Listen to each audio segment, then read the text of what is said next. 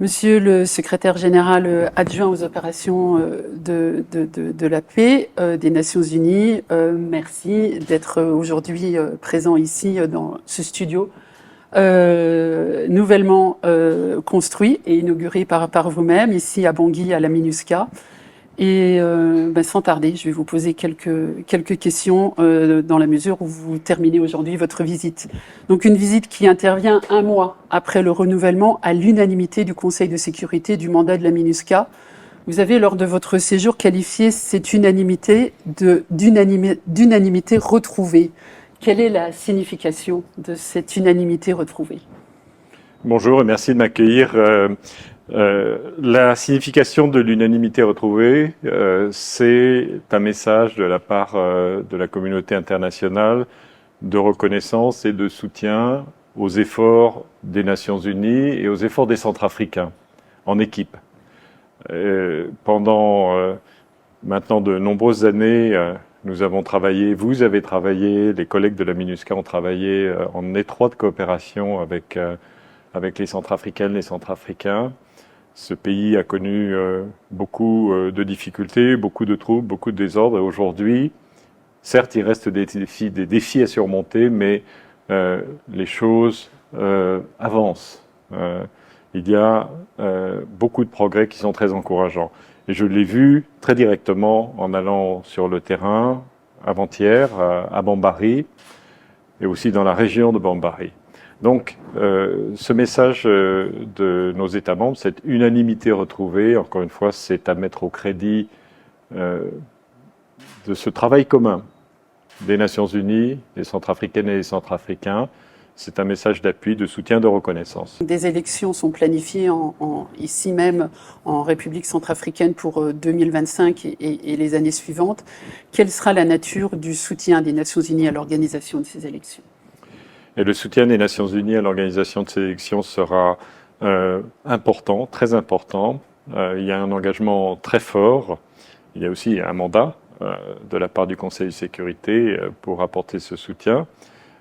Il a déjà commencé.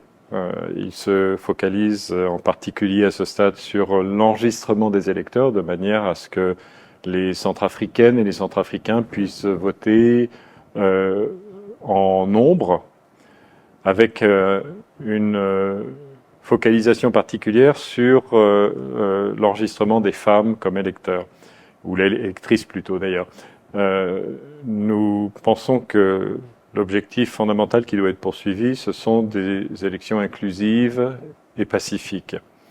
Pour qu'elles soient inclusives, il faut que le plus grand nombre de Centrafricaines et de Centrafricains soient élus. Je parlais du focus sur les femmes, parce qu'il est important qu'elles puissent être électrices, mais aussi candidates, et j'espère aussi élues, de manière à ce que leur voix puisse vraiment compter et être représentée.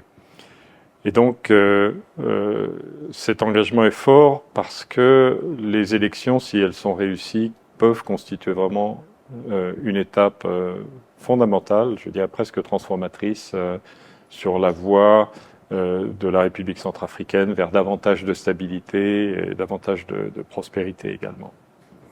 Donc une dernière question qui appelle une réponse rapide. Vous avez passé 5 jours ici, 1 an après votre dernière visite. Si vous deviez retenir une image, un mot, un son, une action, quelle serait cette image, ce son, ce mot, cette action? L'impression, l'image, le son, ce sont toujours des visites sur le terrain, parce que c'est là où on sent véritablement comment dirais-je, l'écho, où on ressent l'écho de ce que nous faisons et de la part des populations qui sont finalement les principaux destinataires de notre action collective. Et quand j'étais à Bambari, dans la zone de Bambari, et dans les échanges que j'ai eus, que nous avons eus avec mes collègues, avec la population ou les représentants de cette population, la société civile, clairement, les messages principaux étaient des messages d'appréciation et de reconnaissance. Et je pense que c'est vraiment... Bien sûr, on nous a aussi demandé de faire plus, mais ces demandes de faire plus sont aussi des témoignages de reconnaissance. Et quand on va sur le terrain, quand on échange avec ces populations qui sont directement au contact de nos collègues, de ce que nous faisons, c'est là où on voit que une opération comme la MINUSCA est une opération qui réussit, malgré tous les défis. Il en reste, bien entendu. Mais c'est là où on voit quels sont véritablement les succès des opérations maintien de la paix au quotidien, sur le terrain. Monsieur le secrétaire général adjoint aux opérations de paix, je vous remercie. Merci.